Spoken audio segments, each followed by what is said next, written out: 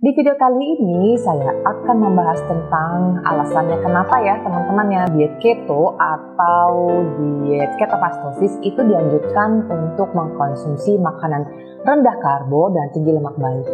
Kemudian saya juga akan memberikan contoh dari makanan rendah karbohidrat yang bisa kita konsumsi. Teman-teman jangan kemana-mana, tonton video saya sampai selesai ya.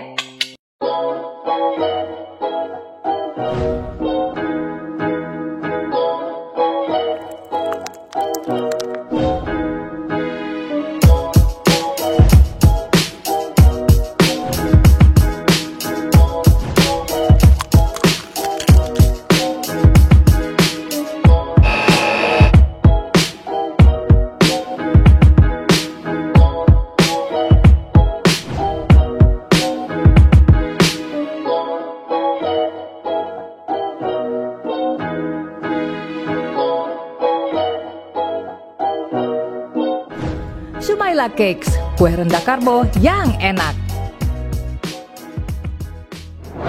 Hai teman-teman, saya Tecika. Channel ini akan selalu berisi informasi seputar diabetes dan gaya hidup sehat. Buat teman-teman yang diabetes atau kepingin tahu gaya hidup sehat, jangan lupa untuk subscribe dan aktifkan tanda lonceng ting-tong supaya teman-teman dapat notifikasi kalau saya upload video baru.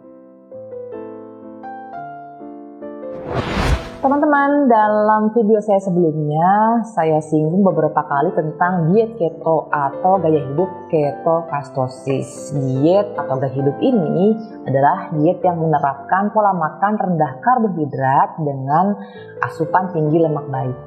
Ternyata bukan tanpa sebab kenapa diet yang satu ini menganjurkan kita untuk mengkonsumsi makanan rendah karbo dan mengkonsumsi tinggi lemak baik. Oleh karena itu, dalam video ini saya akan memberitahukan ke teman-teman yang pertama alasannya.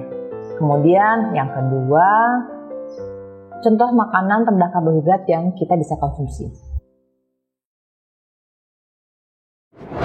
Yang pertama, alasannya kenapa dalam diet keto atau gaya hidup ketofastosis kita dianjurkan untuk makan makanan yang rendah karbo dengan konsumsi tinggi lemak baik. Alasan yang pertama adalah agar kita bisa masuk ke kondisi yang namanya ketosis. Ketosis adalah kondisi di mana tubuh kita menggunakan bahan bakar lemak sebagai bahan bakar utamanya, bukan gula. Gak semua orang bisa masuk ke kondisi ini dengan cepat atau dengan mudah, tergantung dari pola makannya, juga kondisinya. Mungkin banyak dari teman-teman yang masih berpikiran bahwa tubuh kita hanya bisa menggunakan gula sebagai bahan bakar. Padahal tubuh kita juga bisa menggunakan lemak sebagai bahan bakar. Tapi baik gula maupun lemak itu kita nggak bisa gunakan secara bersama-sama. Kalau teman-teman ingin menggunakan bahan bakar lemak, maka kita harus kurangi asupan karbohidrat. Terus kalau kita nggak makan gula, nanti kita lemes dong. Udah pasti lemes teman-teman. Jadi gini, kalau kita masih mengkonsumsi makanan tinggi karbohidrat, artinya kita masih mensuplai gula ke dalam tubuh kita. Terus tubuh kita akan mengutamakan gula sebagai bahan bakarnya. Tapi ternyata sayangnya tempat penyimpanan gula dalam tubuh kita, yaitu dalam liver maupun dalam otot rangka, itu kapasitasnya hanya sedikit. Kemudian gula itu adalah bahan bakar yang cepat, maksudnya harus cepat dipakai juga cepat habis. Itulah sebabnya teman-teman gampang lemes kalau masih mengandalkan gula sebagai bahan bakar. Justru dengan bahan bakar lemak kita akan merasakan kenyang, rasa kenyang yang lebih lama, juga lebih berenergi.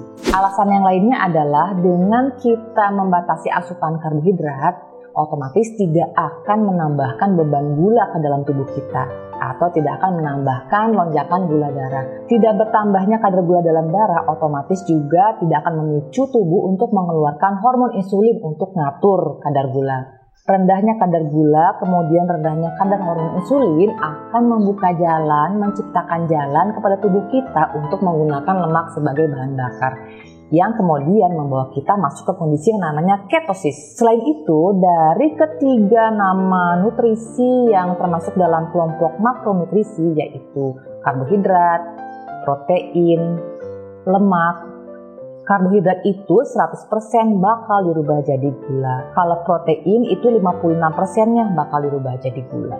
Sedangkan lemak hanya 10% bakal dirubah jadi gula. Dari sini kita tahu ya, kalau ternyata lemak itu sedikit naikin gula darah. Protein level medium lah naikin gula darah. Karbohidrat paling tinggi naikin gula darah. Itulah sebabnya kenapa dalam diet keto atau gaya hidup ketofastosis kita dianjurkan untuk mengkonsumsi makanan yang rendah karbohidrat dan mengkonsumsi tinggi lemak.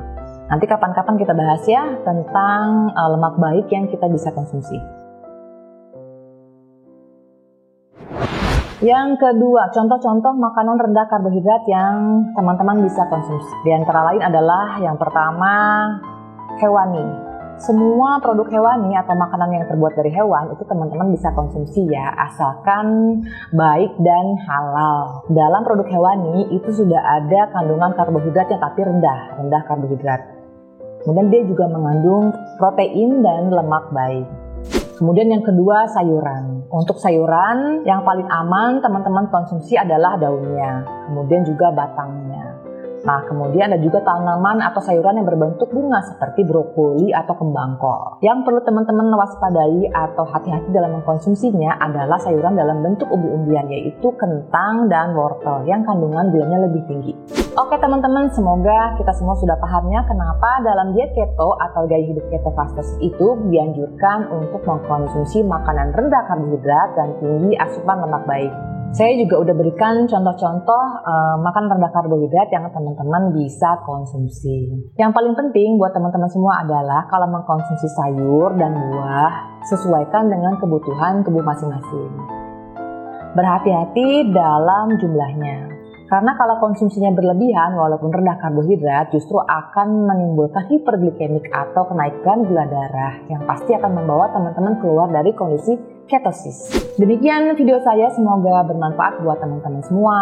Terima kasih sudah menonton. Jangan lupa kalau ada pertanyaan atau komentar tuliskan di bawah. Dan bagikan ke teman-teman lain yang mungkin membutuhkan. Sampai jumpa di video saya selanjutnya. Salam!